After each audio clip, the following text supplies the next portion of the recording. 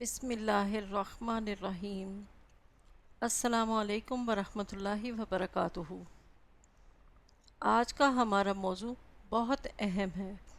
نہ صرف ہم عام بول چال میں اس کا استعمال بہت زیادہ کرتے ہیں بلکہ یہ قرآن مجید میں بھی بہت زیادہ استعمال ہوتا ہے۔ سلیمہ میری بہت اچھی دوست ہے۔ سلیمہ میرے ہمسائے میں رہتی ہے۔ سلیمہ اور میں اکٹھے کالج جاتے ہیں۔ سلیمہ میری کلاس فیلو ہے۔ سلیمہ بہت اچھی لڑکی ہے۔ اس کی بجائے اگر ہم ایسے بات کریں کہ سلیمہ میری بہت اچھی دوست ہے، وہ میرے ہمسائے میں رہتی ہے، ہم دونوں اکٹھے کالج جاتے ہیں، وہ میری کلاس فیلو بھی ہے وغیرہ، آپ نے نوٹ کیا کہ سلیمہ نام کی تکرار کانوں پر گراں گزر رہی تھی۔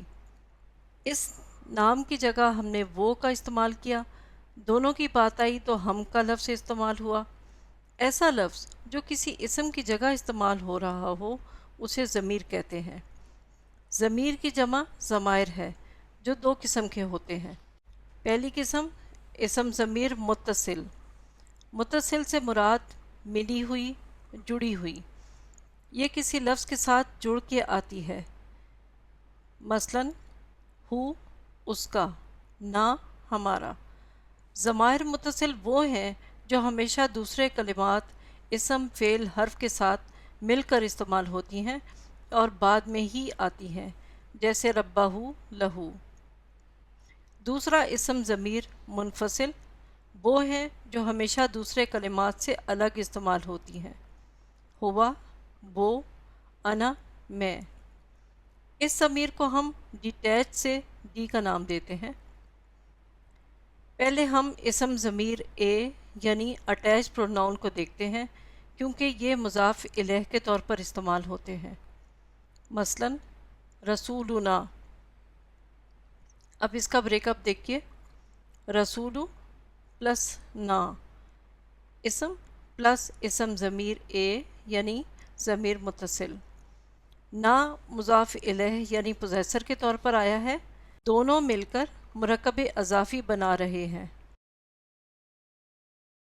عربی زبان میں عدد، جنس اور غائب، حاضر، متکلم کے لحاظ سے 14 مختلف ضمائر ہوتے ہیں جن کی لسٹ یہاں دی جا رہی ہے۔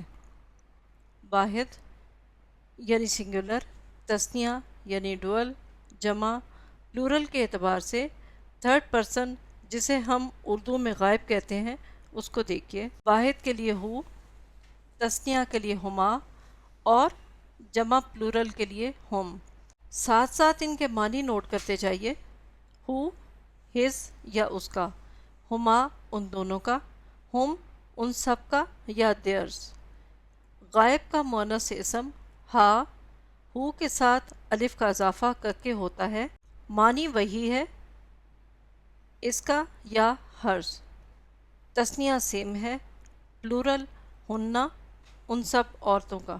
حاضر یا سیکنڈ پرسن، واحد مذکر کے لیے کا، معنی یورز تمہارا۔ تثنیہ کے لیے کما تم دونوں کا اور جمع مذکر کے لیے کم، معنی یورز تم سب کا۔ متکلم یعنی فرسٹ پرسن، مذکر اور مؤنث کے لیے سیم ہے، یا مائن۔ تثنیہ کے لیے نا اور جمع کے لیے بھی نا، معنی آرز یا ہمارا۔ ہم اس وقت ان 6 ضمائر کی پہچان پر زیادہ فوکس کریں گے جو قرآن مجید میں زیادہ استعمال ہوتے ہیں۔ یہ پروناؤن یا ضمائر کسی بھی اسم کے ساتھ مل کر مرکب اضافی بناتے ہیں۔ مثلا دینوں کے ساتھ ہو لگا دیں تو لکھا جائے گا دین و ہو، اس کا دین۔ دین و ہم ان سب کا دین، دینوں کا تمہارا دین۔ دینو پلس کم، دینوں کم تم سب کا دین۔ دینو پلس یا بنے گا دینی میرا دین۔ دینو پلس نا، دینو نا ہم سب کا دین۔ ان ضمائر یا پروناؤنس کو اٹیچڈ اس لیے کہتے ہیں کیونکہ یہ اسم کے بعد ملا کر لکھے جاتے ہیں۔ تمام پروناؤنس معرفہ یعنی پراپر ناؤن ہوتے ہیں۔ تمام ضمائر یا پروناؤنس کی شکل اعرابی حالت یعنی کہ رفع نصب جر کے لحاظ سے ایک ہی رہتی ہے، لیکن جب تھرڈ پرسن یعنی غائب کے ضمائر کا مضاف پوزیسڈ حالت جر میں ہو تو اس وقت ان ضمائر کو ہو اور ہم کی بجائے ہی اور ہم پڑھا جاتا ہے۔ یہ صرف آسانی سے پڑھنے یا بولنے کے لیے ہوتا ہے، جیسے رزق ہو سے من رزقی ہی، من حرف جر کی وجہ سے رزقوں کی بجائے رزقی ہو گیا، جب ضمیر کا اضافہ کیا تو من رزقی ہی بنا، چونکہ مضاف حالت جر میں ہے اس لیے ضمیر بھی ہو کی جگہ ہی ہو گیا۔ رسولہم سے من رسولہم۔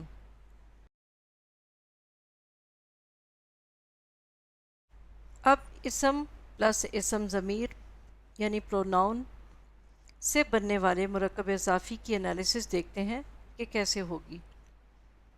آرڈر آف انالیسس میں وہی ترتیب، پہلے نمبر پر کلمہ کی قسم، دوسرے پر عدد، پھر جنس، چوتھے نمبر پر وسعت کے لحاظ سے انالیسس کہ معرفہ ہے یا نکرہ، پانچویں نمبر پر اعرابی حالت اور چھٹے نمبر پر اعرابی حالت کی وجہ، آخر میں ترجمہ۔ لفظ ہے رسول، کلمہ کی قسم کیا ہے؟